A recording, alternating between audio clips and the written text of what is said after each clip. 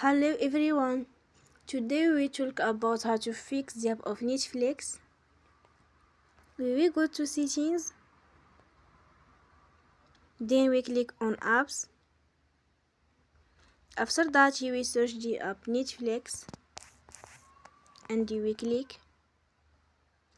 Then you will unforce stop. After that you will go to storage.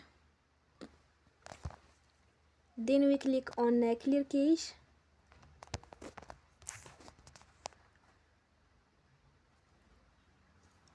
In the end, you will turn off your Wi-Fi and you will turn again.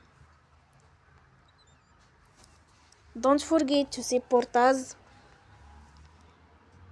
by like and subscribe. See you next time and thank you for watching.